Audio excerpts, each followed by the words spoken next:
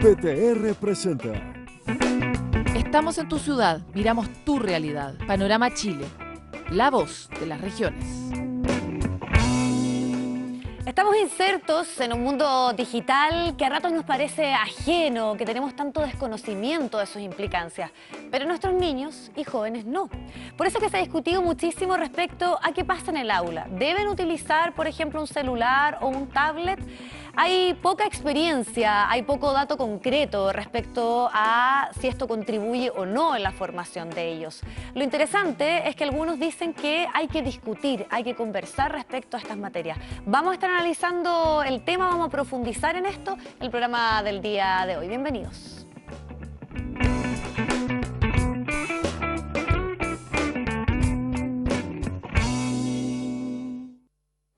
En Magallanes hay entusiasmo con la llegada de la fibra óptica austral y todos los beneficios, sobre todo en conectividad, que pronto van a comenzar a ejecutarse y que prometen un cambio de vida para sus ciudadanos. Los alcances en materia de ciencia están en la siguiente nota.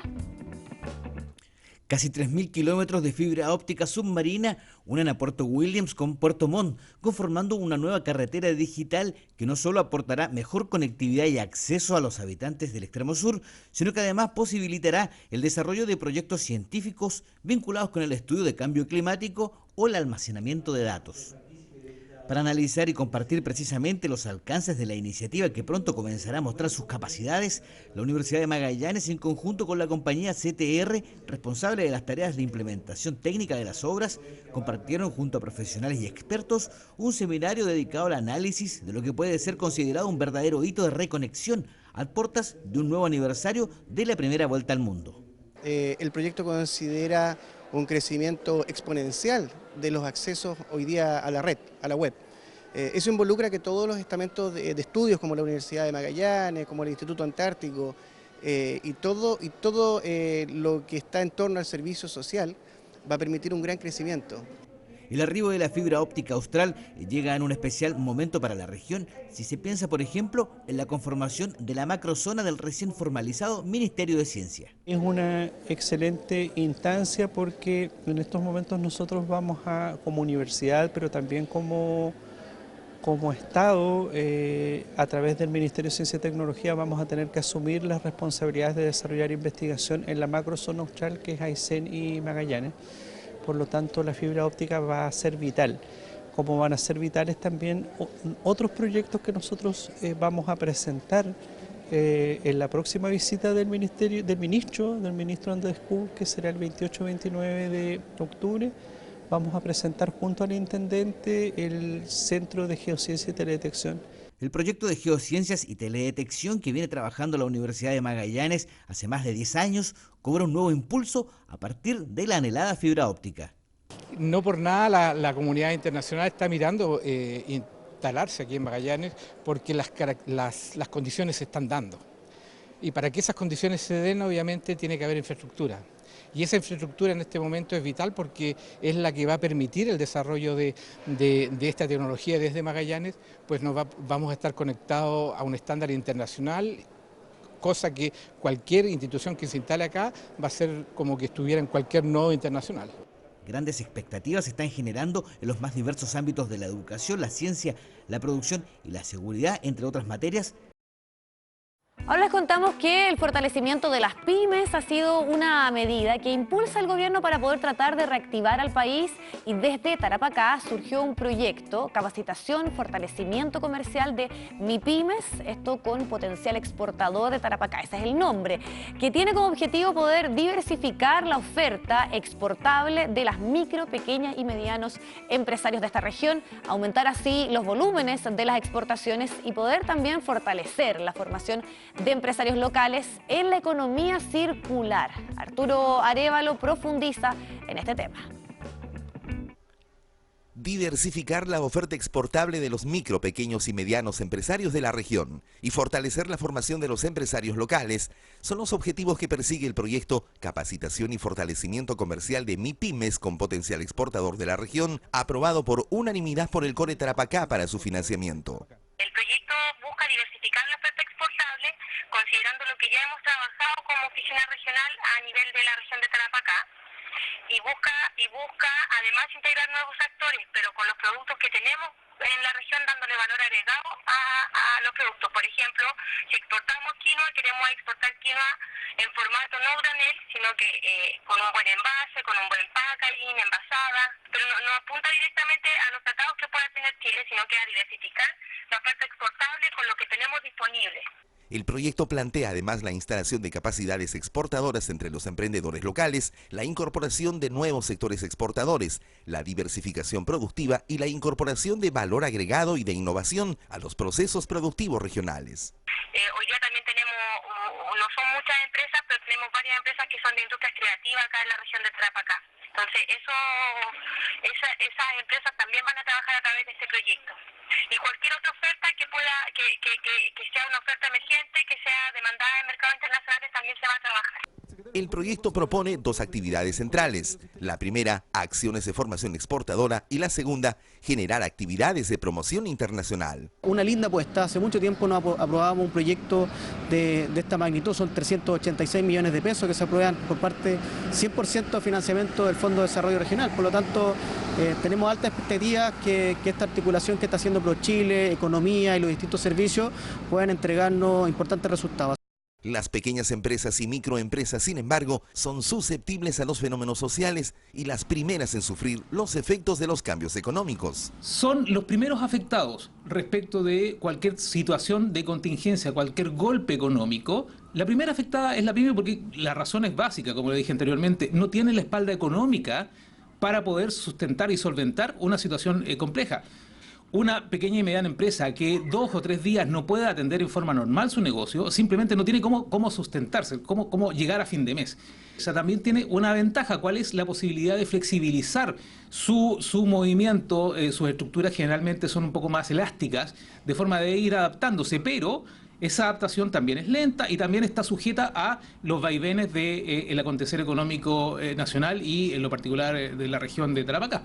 El proyecto plantea realizar talleres de mercado, diplomados en comercio internacional, realizar eventos empresariales sobre economía circular, realizar acciones de penetración de mercados y estudios de prospección comercial. En Iquique, Arturo Arévalo, Panorama Chile. Vamos a hacer una pausa, un pequeño alto, ya volvemos con más informaciones regionales.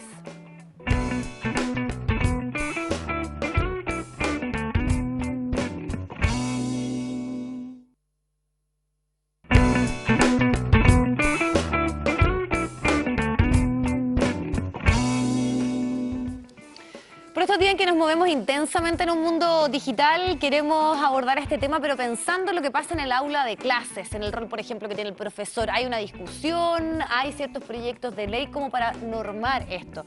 Queremos profundizar en el tema. Estamos con Magdalena Caro, ella es directora académica del Observatorio de Prácticas Educativas Digitales de la Universidad Católica. Muy bienvenida, muchas gracias por acompañarnos. Un gusto. Interesante tema, particularmente contingente en la discusión. Y lo primero que quisiera saber es si se debe avanzar en la línea de la prohibición o más bien de adaptarnos en el tema del uso de las nuevas tecnologías en el aula, como para partir.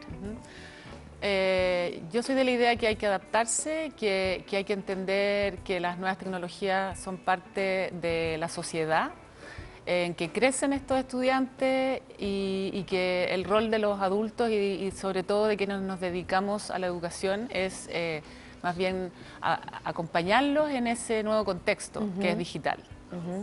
Magdalena, hay proyectos de ley en nuestro país, hay experiencias internacionales, por ejemplo lo que ocurrió en Francia, donde de frente se decidió prohibir el uso de los celulares. ¿Debe esto regirse por una ley o más bien debe ser una discusión dentro de la comunidad educativa? Yo creo que debe ser una discusión dentro de la comunidad educativa, porque finalmente, ¿qué haces tú con las tecnologías? Y más que nada, finalmente, cuando estamos hablando del celular, tiene que ver con las actividades que hoy día hacen los estudiantes fuera del colegio, en sus vidas cotidianas. Cuando hablamos del celular, estamos hablando del uso de redes sociales, estamos hablando de buscar información, estamos hablando de revisar contenido, de seguir temas que les interesan por las redes sociales, de conversar con los amigos. Entonces, al prohibir el celular, de alguna manera, estás como negando esta vida en la que están los estudiantes. Y en ese sentido, creo que eso es algo que tiene que ver y que tiene que definir cada comunidad educativa, cómo lo trabaja, en qué momentos, cómo lo transforma en un tema pedagógico y de guía y de discusión dentro del aula, también en los recreos. Lo que pasa con la convivencia de la comunidad escolar en este nuevo entorno. O sea, hay que entender que hoy día los niños viven en dos como mundo, ambientes, claro, dos mundos ambientes, sí. que se impactan. O sea, no porque saquemos el celular o que digamos, no, esto no tiene que ver con las opciones de este colegio, finalmente igual los niños se siguen relacionando ahí. Y creo que la comunidad educativa y la comunidad completa tiene que pronunciarse y tiene que poder conversar con ellos sobre lo que hacen ahí y las implicancias que tiene. Magdalena, como aquí no hay datos ni evidencia, que es una de las grandes problemáticas respecto a cuántas horas, y ahí también hay muchos papers que hablan de la edad. ¿A qué edad es ideal? Porque estos niños pescan el celular, por muy chicos que sean, y saben manejarlo perfectamente. Todos los que tenemos hijos entendemos que eso ocurre y que les atrae. ¿Hay ahí ciertos datos, cierta información de una edad en la cual comenzar ya el uso de estas tecnologías? A ver, este es un tema muy discutible todavía. La evidencia no es clara. Yo diría que quizás lo más relevante aquí es en los primeros años, cuando los niños están interactuando y aprenden mucho a través del contacto directo con las cosas y donde hay un aprendizaje más físico, esta dimensión virtual, hay algunos que indican que no es muy positiva para su desarrollo. Es por postergarla. Es por postergarla, los primeros, el nivel preescolar, por ejemplo. Pero también, también hay que pensar que los padres y el entorno lo está usando. Entonces, tampoco se trata, en mi opinión, de decir, ok, a tal edad empieza de cero a todo. Esto debiera ser un proceso progresivo, acompañado, muy centrado en qué están haciendo, porque no todo es negativo ni no todo es positivo. ¿De qué estamos hablando? De contenidos, como decíamos, de información, de relaciones. Entonces, es la misma pregunta que uno se hace en qué minuto deja a un niño andar solo en la calle, cuando anda acompañado de un adulto. Tú no puedes permitir que un niño salga a la calle y al mundo de un día para otro solo. Esto es como la misma pregunta respecto de estas cosas, estas actividades que están haciendo en línea de manera virtual. Claro, porque hay hasta jardines infantiles que te ofrecen trabajos en ciertas horas con un iPad y otros que más bien optan por sistemas más Montessori, con mayor contacto con la naturaleza. Entonces ahí también muchas veces uno reflexiona de qué es lo mejor, lo ideal. Es interesante el punto que tú dices, que no hay una evidencia concreta, sino más bien pasa un poco por ir, no sé, a través de un poco la intuición y de lo que va necesitando ese niño, ¿no? Claro, y de lo que tú quieres promover que aprendan, y entender que esto está en el entorno. Entender también que si tú incluso tomas la decisión de no incorporarlo, que tú tengas claro por qué, y en el fondo eso también lo transformes en un tema pedagógico. Efectivamente hay proyectos educativos que plantean una cosa mucho más vinculada con la naturaleza, con los procesos más naturales, y que de alguna manera dicen que hay que postergar esta relación con lo creado por el hombre, lo artificial. Y eso está bien en la medida que tenga una fundamentación y eso sea coherente con todo lo demás que estás haciendo. Entonces creo que eso es algo, por eso no estoy de acuerdo con proyectos de ley que definen esto, porque de alguna manera es como poner un límite a cuestiones que están ya en la vida de las personas y que tenemos que hacernos cargo. Es como darle la espalda a la sociedad de la información, a la sociedad de la información, claro, que es la que estamos todos, y que además también creo yo que a veces se transmite un mensaje muy negativo hacia las nuevas generaciones, como si estuvieran en algo malo por estar ahí. Sí, y sabemos que la prohibición muchas veces no es sinónimo de alejar, al contrario, puede ser algo más atractivo lo que se prohíbe. Exactamente, y para mi gusto es abandonar, y creo que tenemos que acompañar. Magdalena, hemos hablado, y obviamente como el foco de este programa está puesto en la descentralización, en la brecha digital. Y en materia de educación hay varias experiencias interesantes, está Puente Educativo, entre otras, que trabajan, por ejemplo, en colegios rurales, el uso de las tecnologías para ir acortando ciertas brechas. Ahí estamos hablando de frentón, brechas desde el punto de vista de las materias, en el aspecto más educativo, pero también está la brecha digital. ¿Cómo ves tú esa posibilidad que se da en ciertos sectores muchas veces alejados, que a través de un celular o de, podríamos decir, un computador, pueden precisamente ir incorporando contenido que está mucho más en los mundos urbanos, por ejemplo. Bueno, en ese sentido las tecnologías son una tremenda oportunidad para mi gusto. O sea, yo creo que uno tiene que mirar esto, por una parte, como un nuevo contexto, la nueva vida que tenemos y cómo educamos para eso. Y por otra parte, todas estas oportunidades que permite esta virtualización que permiten las tecnologías digitales, de efectivamente traer a aulas que están mucho más, que han estado tradicionalmente excluidas de la educación, oportunidades de acceder a ciertos contenidos de calidad, a ciertos profesores o a ciertas personas, a ciertos expertos, a ciertas realidades. Tiene un tremendo potencial que nosotros antes, cuando estudiábamos con los libros impresos solamente, no podíamos acceder, no podíamos traer al aula.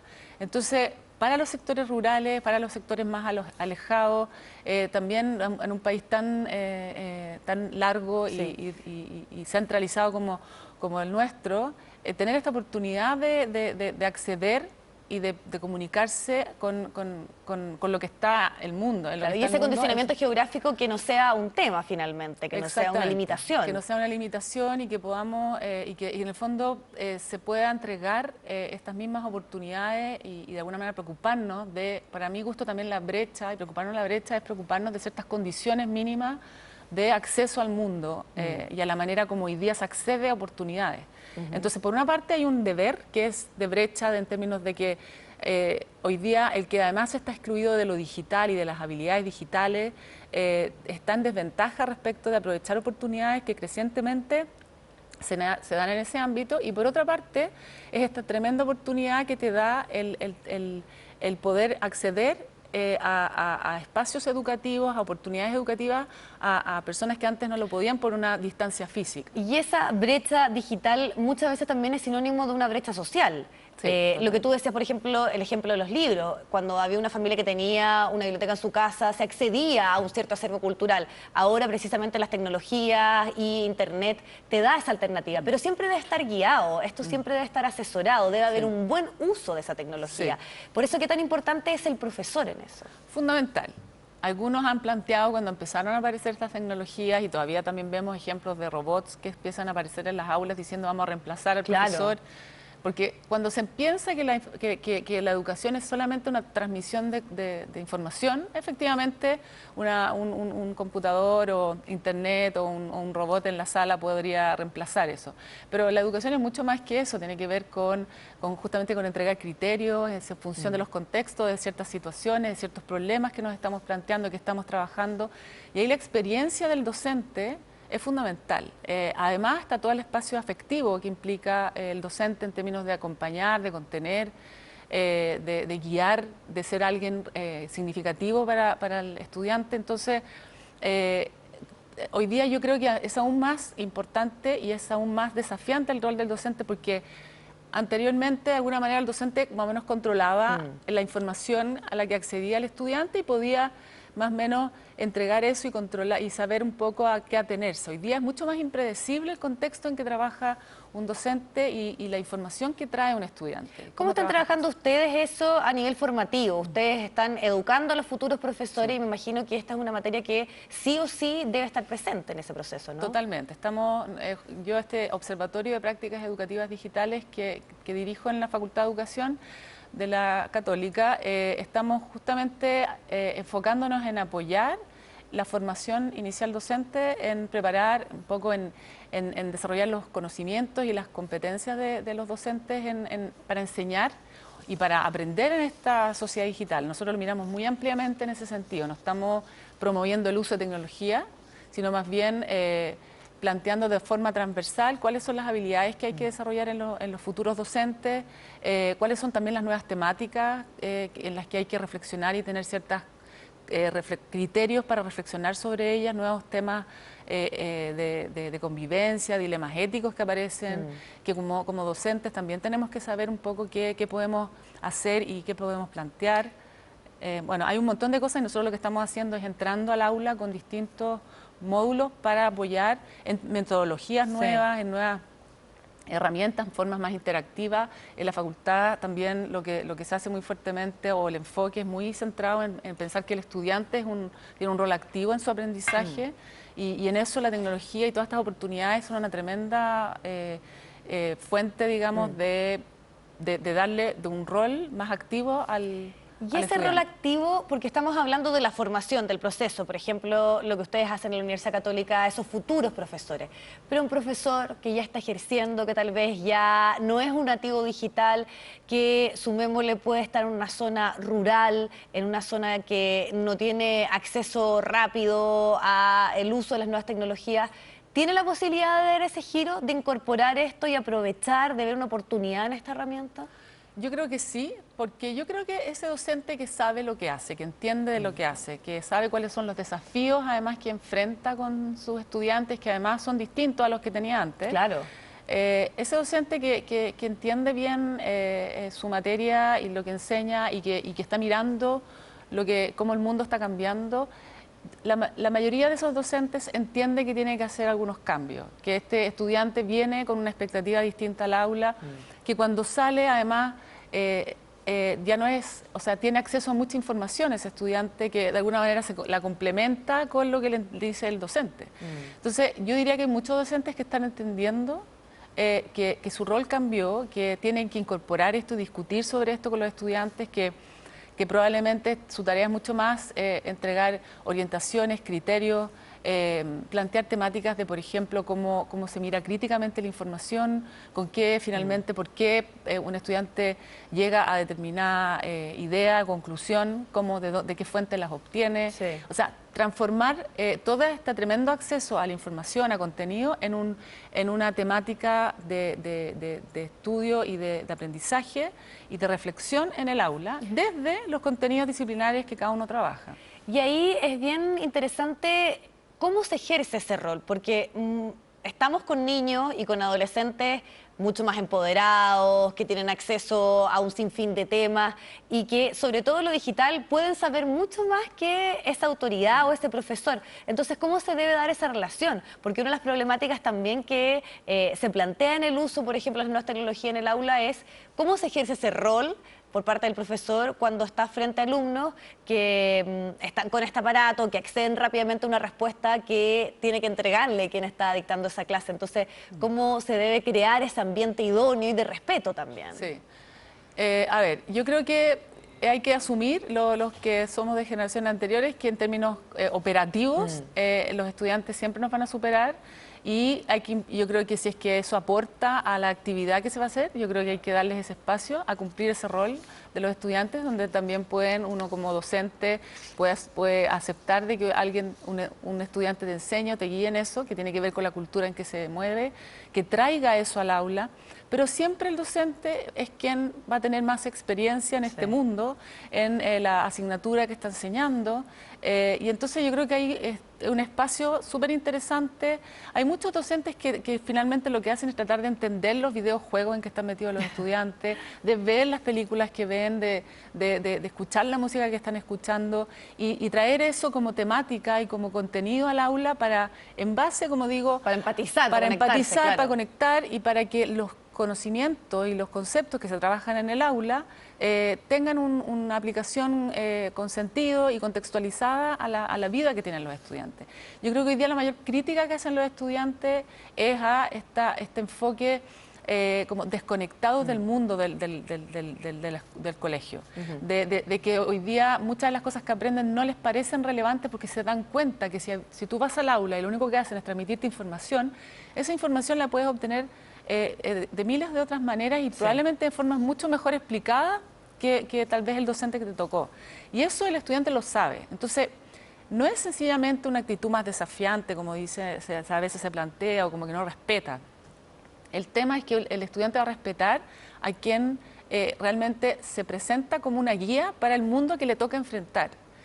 Si nosotros no hacemos ese rol, ese cambio de rol, efectivamente vamos perdiendo autoridad pedagógica, que a mí me parece fundamental en el mundo escolar, y pero eso hay que irlo recontextualizando. Cuando hablamos de tecnologías digitales y de cómo adaptamos la educación, estamos hablando de recontextualizar, de entender los tiempos, y por eso el docente tiene un fuerte desafío, que es entender los tiempos. Más que aprender de tecnología, tiene que aprender de cómo está cambiando su asignatura y cómo están viviendo sus estudiantes en esta sociedad digital. Magdalena, te queremos agradecer muchísimo tu tiempo y esta conversación para abordar este tema. Que estés muy bien, muchas gracias por acompañarnos. Bueno, llegamos así al final del programa, que estén muy bien, nos reencontramos pronto en un próximo capítulo. Nos vemos. Gracias.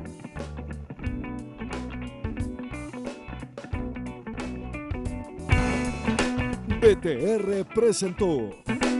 Estamos en tu ciudad, miramos tu realidad. Panorama Chile, la voz de las regiones.